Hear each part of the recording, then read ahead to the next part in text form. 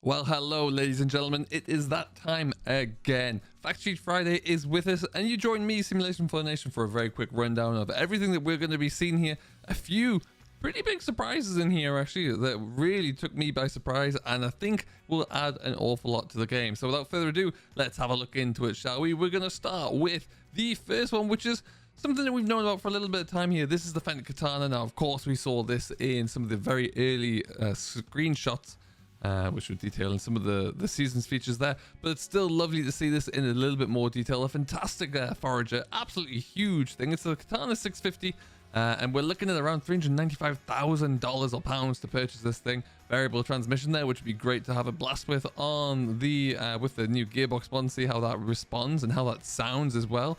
It's a heavy old brute there at 15.7 tons, but just look at it. It does look very, very good indeed. I love the material textures. The fact that through that back mesh, you can see the engine in there. You can see some detail of it. I think that's phenomenal. Really do like looks of that one. It's paired up at the front there with a 375 plus by Kemper. Now this is a 7.5 meter, £100,000 for the head there. That is expensive, but it does allow you to go through. Interestingly, you can whole crop with this as well, so you can get wheat and barley in there, as long with what looks like oats, oilseed rape, and also your maize, looks like grass, and beans in there as well. So you can get through quite a bit with that, that's a pretty cool little add-on actually. Nice to see that you can harvest a bit more with it, so a bit more in terms of whole cropping opportunities. Maybe we'll see some more information about that as we progress through, and a little bit more of an insight there. But that is the Phantek Katana, so nice and quick and straightforward. And now we're going to move on to arguably one of the biggest surprises that we've had so far from FarmCon, really.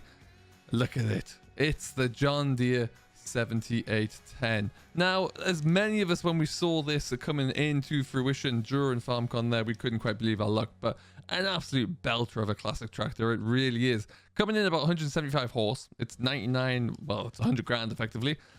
But just look at it. Manual and power shift. I cannot wait to see what this sounds like. We had a little bit of a demonstration of it by the Giants team for FarmCon, but ultimately, I want to hear what that sounds like when you get it under a full load there. I think that's going to be brilliant. I, for one, am going to be sticking it onto the 5-furrow plow from the Kverneland DLC, because I really want to see how that behaves and hear how it reacts to that weight as well. But just a very lovely looking tractor. Again, you've got the fully configurable number plate. I really want to see how many different configurations there are for that. See if it's more of just a generic template, but looking forward to see that one. We've got the new front weight on there as well, which isn't featured in here, but that is a new brand that was coming to FS22. Also an aerial on the tractor as well there, so I wonder if there's any further configurables with that. Twin beacon options, which I'm sure we'll be able to configure in store as well. This is, it's a 40k, so obviously it's a little bit of a slower machine. Not too many of the 50k boxes out there still these days, I don't think, but they were the real gem if you could find one of those. And this is pulling in another Amazon bit of equipment there. This is the Corsair 4500-2C Super. So this is going to be your root crop drill, really, and also for your cotton and your beans. But very nice looking drill there. Not too big, 4.5 meters wide. Will no doubt fold in as well, so you can make it a little narrower for road transport. But a very tidy look, a little bit of equipment. Nice and straightforward, but yeah, I'm very pleased to see that. Curiously as well, look at it looks like the driver is wearing a John Deere overalls, which is pretty neat.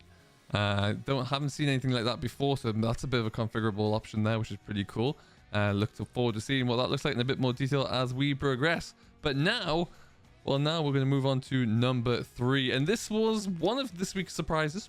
I didn't see this coming. I'd heard rumors, but I hadn't seen anything confirmed, and it is Shaffer. Shaffer loaders to be precise.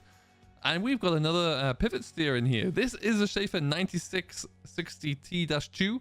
It is a big power. I would say you got to put this in line with really the JCB, the 416 size of shovel, really. This is bigger than you would expect. It's a brute of a machine there, weighing in at just over 12.5 tons. Grassmen, I think, had this actually on a review, and they were quite impressed with it. Had a lot of power there, but it does look like an absolute beast of a machine. And this is filling up the placeable BGA by Planet. So this is pretty cool as well. They're very detailed. Actually branded as well now, but they look like they have just a little bit more focus on what they actually look like and how they're going to behave. So love to see that. But a really nice size loader. Can't wait to see it in action a bit more there, see what it sounds like and see how it reacts and behaves. But ultimately, again, another nice new surprise. Looking at Shaffer's website, there's a few other options for loaders, a few different sizes, so maybe we'll see those coming in down the line as well. But yeah, it's a variable CVT there with a 30k boxing, so for a loader, it should be fairly nippy. But obviously, you're going to be using that for a lot more than just the speed on the road, so can't wait to see a little bit more about that one.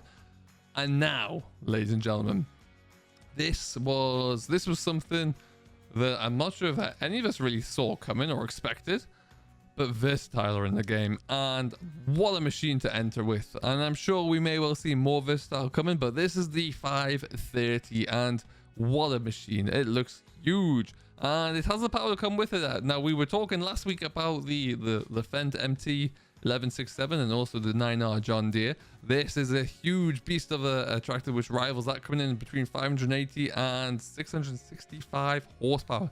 Absolutely huge. Really do like the look of this thing. It's very, very impressive. I love the grille on the front and that long sloping down bonnet. But again, pay attention to the detail around the engine there, around the turbo coming into the air intake as well. That does look pretty neat.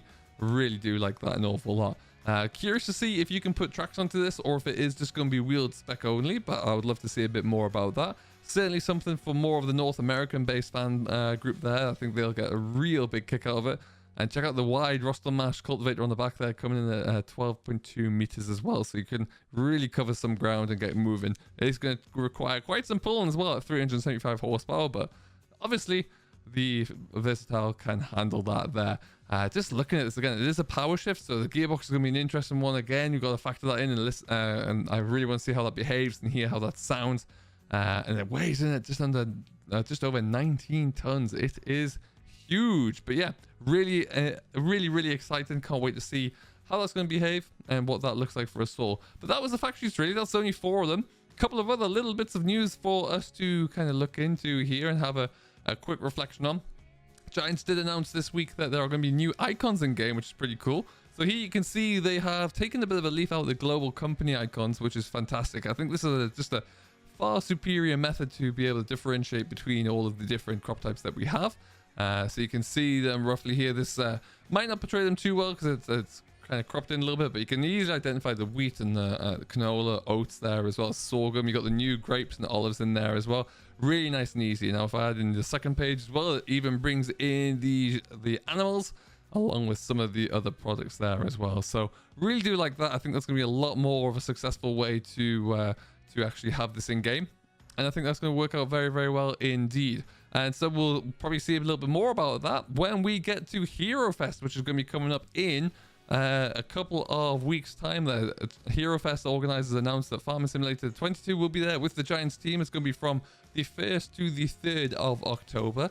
So we may well see some more video content coming out there on the website as they start to present it there.